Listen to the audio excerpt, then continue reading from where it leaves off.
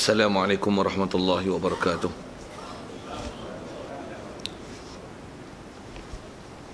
Alhamdulillahi rabbil alamin, wassalatu wassalam ala asyrafil anbiya'i wal mursalin wa ala alihi wa sahbihi ajma'in.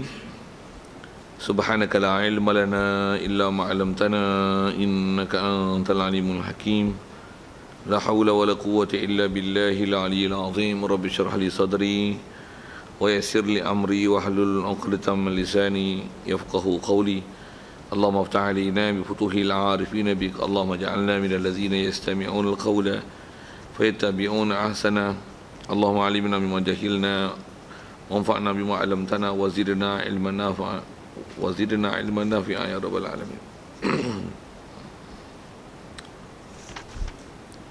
Qala Syekh Musannif rahimallahu ta'ala wa nafa'na bihi wa bi ulumihi fid dharain amin. Kita di muka surat 26. Kata Musannif rahimallahu ta'ala, dan wajib atas kita i'tiqad, wajib bagi segala nabi dan rasul-rasul itu amanah. Artinya kepercayaan, maknanya Allah pelihara mereka itu daripada buat apa-apa yang ia tegahnya, sama ada yang sudah ditegahnya ataupun yang lagi akan ditegahnya, sama ada ketika sudah balighnya atau belum balighnya, sama ada sudah jadi rasul atau belum jadi nabi dan rasul, sama ada tegah haram atau tegah makruh, bahkan khilaful aula pun mereka itu tidak buatnya. Hadirin sekalian, pertama sekali syukur terima kasih kita kepada Allah Ta'ala. Kesyukuran kita pertama sekali nikmat hidup yang masih diberi. Mensyukuri nikmat hidup ni sebahagian daripada ajaran Nabi SAW, yang baginda Nabi SAW mengajar kita mensyukuri nikmat hidup dengan doa yang diajar kepada kita supaya dibaca bangun pada tidur. Alhamdulillahillazi ahyana ba'dama amatana wa ilaihin nusyur.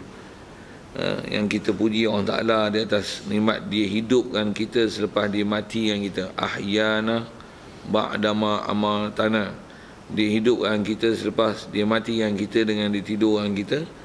Jadi memang Rasulullah mengajar kita setiap hari mengulangkan memuji Allah Ta'ala di atas nikmat hidup yang masih Allah Ta'ala anugerah dan beri kepada kita.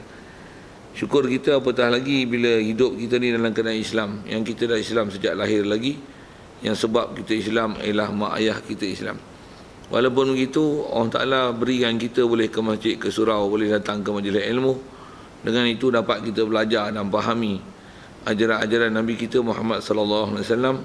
Yang dengan itu taklah kita jadi Islam baka dan keturunan saja, tapi dijadikan kita ada pengetahuan dan boleh kita membenar, meyakini, mentasdik, menerima apa saja ajaran yang dibawa datang oleh Nabi sallallahu alaihi wasallam.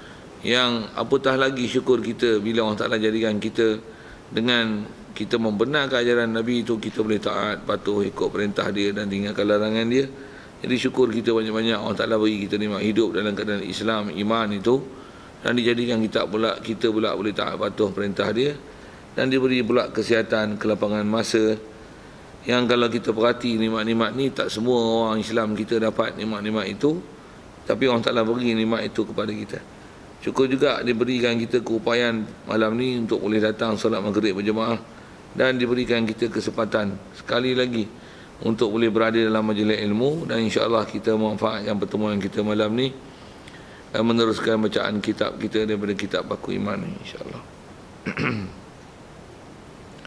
Kata musannif, dan wajib atas kita i'tiqad, wajib bagi segala nabi rasul itu amanah.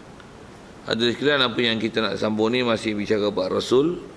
Jadi kita nak masuk kepada topik seterusnya, yang mana yang lepas kita wajib i'tiqad bahawasanya setiap Nabi dan Rasul itu mestilah benar, mustahil mereka dusta. Semua penyertaan Nabi Rasul adalah benar belaka, tidak ada apa-apa yang nama bohong. Pasti mereka ini cakap semuanya benar. Dan ada beberapa kes yang kita dah selesaikan dulu dalam berkaitan tentang bab-bab, kisah antaranya yang terdekat ialah kisah Nabi Ibrahim AS. Baik, jadi dengan apa yang kita nak sambung ni, atas tajuknya kata dia wajib atas kita beriktikad Kita wajib pegang, wajib yakin seyakin-yakinnya bahawasanya segala Nabi dan Rasul itu adalah amanah. Itu perkataan Arabnya. Artinya kepercayaan. Kalau ikut itu pun arti itu dengan makna terjemah. Terjemahnya amanah kepercayaan. Baik, apa maksud kepercayaan itu? Yang bahasa Arabnya amanah, maknanya. Okay. Makna yang selalu kalau dengan bahasa Arab amanah ni adalah ismah. Apa makna ismah? Perkataan yang kita selalu pakai yang mengertikan maksud amanah yang sepatutnya dipaham adalah maksum. Walaupun yang kita segera faham bila sebut amanah ni, Rasul ni dia amanah dengan mana tak pernah khianat, itu lawan. Tapi kita punya Melayu ni, kalau bahasa kita amanah ni dia faham takat, kadang-kadang dipendek dan disingkatkan makna hanya sekadar beri barang, jaga elok-elok, tak khianat.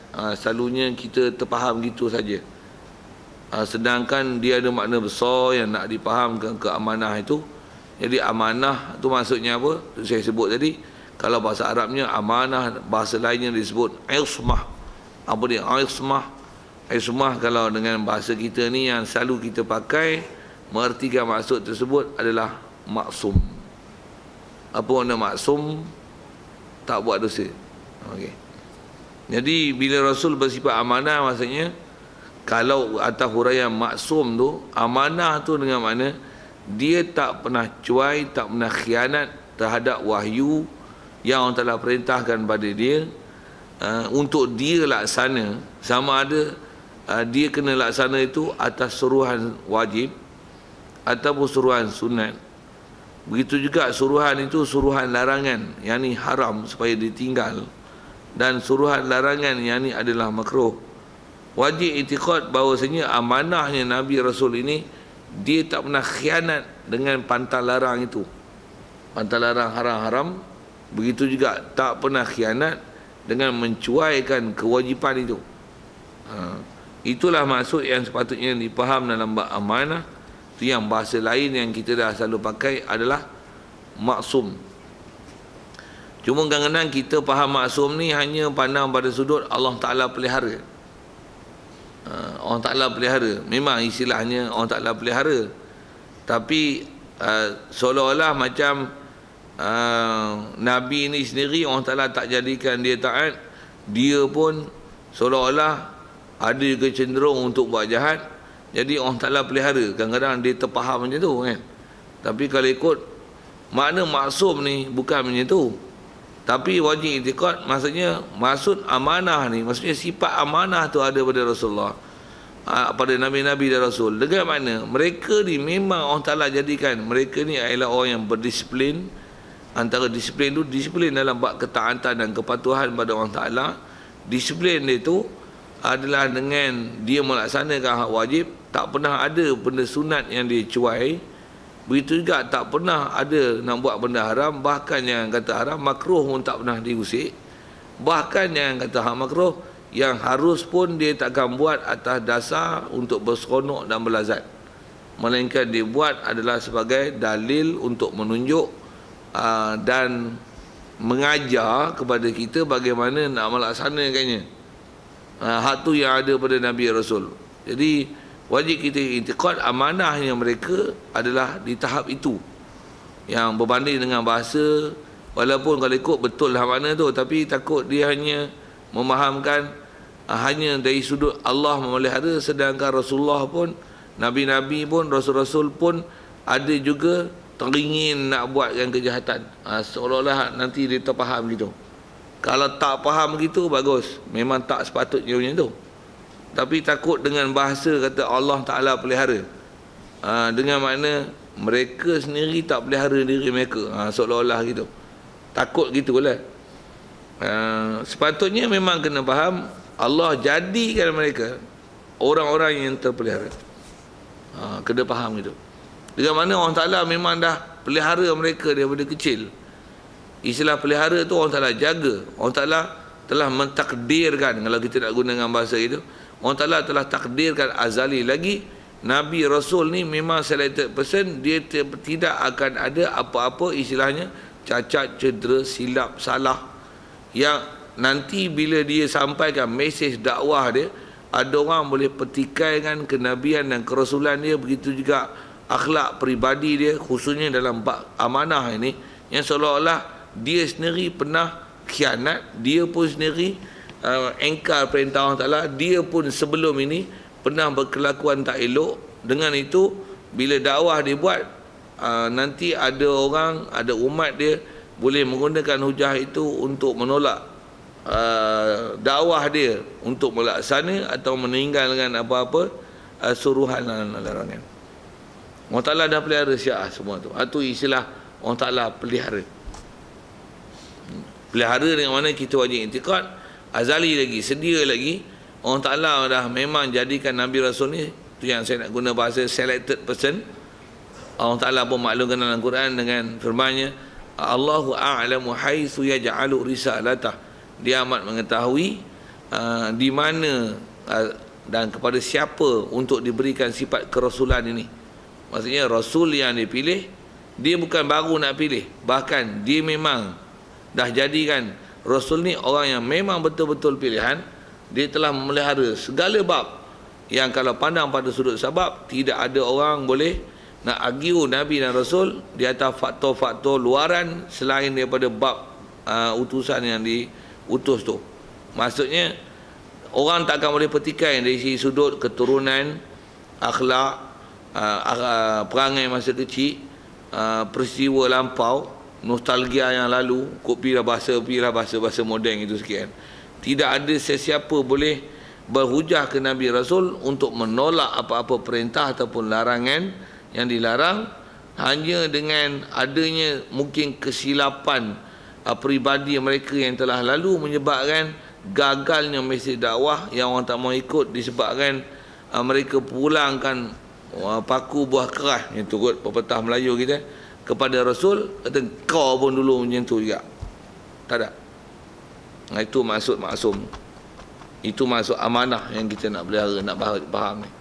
Jadi Allah Ta'ala tak pernah hantar Nabi dan Rasul yang umat akan ada hujah untuk berkata ke Nabi Rasul macam tu. Bahasa kita macam ni lah. Kalau katalah macam kita pun, zaman kita kalau pendakwah kita ustaz, ada juga ustaz-ustaz kadang-kadang dulu gelong. Buah pi bahasa itu. Gelong ni maksudnya dulu dia pun tak elok je. Dia pun dulu rambu-ramba ya. Lah ni ikut dia jadi ustaz, mengaji dia bagus. Untuk dakwah orang bagus saja. Tapi dia pun dulu kaki lepak agak. Dia pun dulu puah pi kan bahasa-bahasa tu. Putuskan jadi baik. Untuk dakwah orang. Orang akan boleh istilahnya pulang paku buah keras. Alah dia pun dulu duk lepak serupa kita je. Lah ni tu je warak kan. Macam tu kot. Bunyi bahasa gitulah sikit. Allah Ta'ala jadi Nabi Rasul dia tak ada seorang pun macam tu. Tu masuk. Satu siapa-siapa ada intikad Nabi ni istilahnya leke, beleng, apa lagi cerai, bohpi, apa-apa bahasa tu. Mangkuk ayun yang tak boleh terpakai ataupun tersilap pilih, ataupun masa kecil ni dulu leceh main parit, ataupun sebelum jadi Nabi Rasul ni dia pun orang biasa aja, mat kampung je. Tidak ada apa-apa bahasa macam tu boleh dikata pada Nabi Rasul. Bahkan bahasa itu istilahnya mempelekeh dan mempelecehkan Nabi dan Rasul. Pasal sepanjang sejarah, kalau saya sendiri nisbah saya mengaji, Tok Guru duk sebut, nisbah kitab kita duk belajar, baik kitab akidah, kitab tafsir, kitab hadis, tidak ada satu pun ayat-ayat yang ditulis oleh ulama kita, ayat-ayat yang istilahnya mempelekeh, merendah, menjatuhkan martabat Nabi Rasul. Seorang pun. Satu zaman kita lah ni tuan, kena jagalah bab-bab macam tu. Pasal kita ni nisbah ke Rasul wajib intikad bahawasanya Nabi Rasul ni mesti so perfect. So perfect dari sudut mana? So perfect dari sudut dia tidak akan gagal visi dan misi dia sebagai Rasul, yang nanti dengan sebab Allah Ta'ala tak perfect kan ciri-ciri kemanusiaan dia untuk jadi pendakwah, nanti akan ada hujah daripada pihak musuh untuk berhujah dengan dia, yang dengan itu seolah-olah macam dia tersilap dilantik jadi Nabi Rasul disebabkan background dia yang tak elok. Tak nak. Itu yang ayat Quran yang saya bacakan tadi, Allah Ta'ala sebut Allahu a'lamu haitsu yaj'alu risalata. Allah Ta'ala dia amat mengetahui haitsu yaj'alu risalata, di mana, siapa, waktu bila, apa syariat yang dihantar, keadaan bagaimana, apa mukjizat, semuanya completely yang sepatutnya ada pada Nabi dan Rasul dia, Allah Ta'ala amat mengetahui. Nisbah tahu satu hal, bahkan tentulah kehendak dia dijadikan, dan dia telah takdirkan azali lagi sesuatu yang memang ini adalah sayugia dan sepatutnya kepada Rasul, dan ini selayaknya pada Nabi dan Rasul dia. Tidak akan ada apa-apa istilah tersalah, tersilap, tak kena gaya, apa lagi ya, seumpama bahasa itu dinisbahkan pada Nabi dan Rasul. Tidak. Ini adab yang disebut oleh ulama setelah mereka mengkaji semua Quran, hadis dan apa syariat yang datang daripada turun-temurun Rasulullah, yang dengan sahabat yang temu Rasulullah, juga tabi'in, tabi'in, sampailah kepada kita salah silah ilmunya macam tu. Kalau kita belajar dengan berguru betul, memang itulah yang diajar kepada kita, khususnya kita belajar dalam bab amanah, itulah syarahan amanah. Yang bahasa yang dipakai maksum, terpelihara pada dosa. Allah Ta'ala jaga semua. Itu yang dia nak syarah nanti. Sekali lalu yang saya dah bacakan tadi di awal. Baik. Jadi itulah maksud amanah tu. Jadi dia kata maksud atau artinya kepercayaan tu terjemah. Maknanya, okey ni tengok dia nak syarahkan. Apa maksud amanah ni? Maknanya Allah Ta'ala pelihara mereka itu Nabi Rasul daripada buat apa-apa yang ia tegahnya. Tegahnya tegah Allah Ta'ala, ataupun tegahnya tegah apa-apa tu.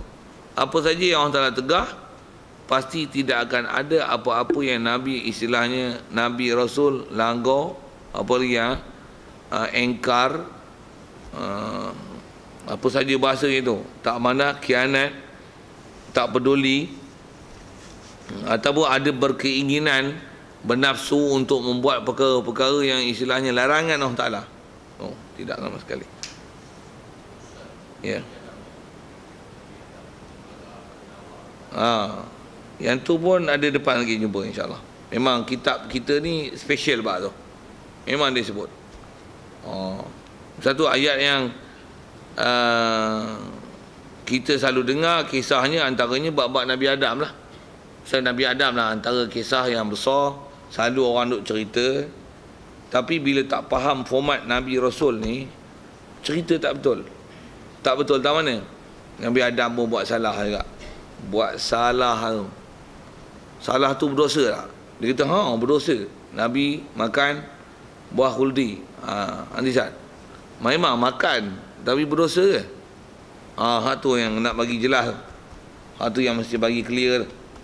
Kalau kata berdosa macam mana? Lekeh kita wajib itikad Nabi Rasul tak ada dosa. Tapi dia kata Nabi Adam berdosa. Ya benar. Yang memang ada pahaman macam ni Wahabi. Wahabi ya. Kitab yang setakat saya pernah tengok yang Wahabi punya, yang saya tengok ni ialah kitab Akidah Ahli Sunnah wal Jamaah. Tajuk dia Akidah Ahli Sunnah wal Jamaah, tapi ditulis oleh Muhammad Saleh Utsaimin, salah seorang syekh mufti atau ulama rujukan Arab Saudi ya. Bahasa kita selalu sebut Wahabi ya. Dalam buku tu dia tulis tentang Nabi Adam, itikad mereka tentang Nabi Adam. Dia kata apa? Nabi Adam adalah manusia yang pertama, tapi dia bukan Nabi Rasul. Pasal dia kata Nabi Adam berdosa. Saya boleh buka tu. Tak ada nanti tuan-tuan ada nombor WhatsApp, nanti saya ambil balik kamera, saya snap satu, saya bagi kat tuan-tuan. Kod nak baca tak pandai. Pasal tulis Arab. Macam mana kalau nak boleh saya tunjuk. Pasal ada dalam kitab demo kan, bukan kitab kita. Kalau kitab kita kod kata fitnah kan.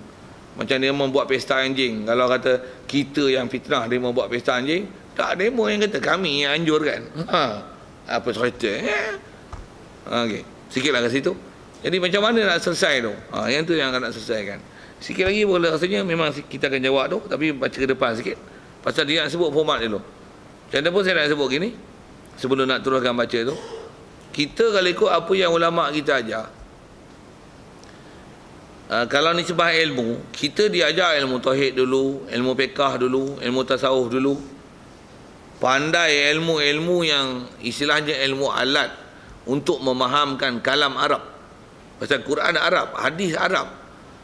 Untuk kita tiba-tiba terus terjun kan, tanpa diajar dengan format, disiplin, apa lagi yang nak sebut, akidah, kefahaman fiqh yang sepatutnya diambil, tasawuf.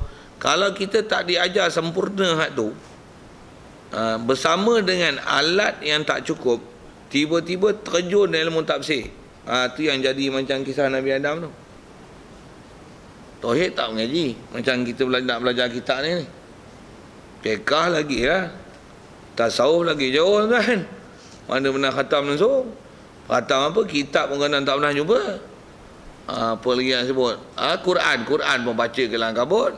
Tajwid pun tak ingat. Arab, mana pernah belajar Arab langsung. Walaupun dah baca Fatihah daripada sejak belum balik lagi sampai habis balik lah, duk tak faham tu. Habis bahasa saya macam tu kan. Sorry lah sikit. Pasal apa? Pasal punya tak reti yang alat Arab. Tiba-tiba, dengar saya nak sebut, tiba-tiba ngaji tafsir. Kan tu ngaji, gagah juga lah.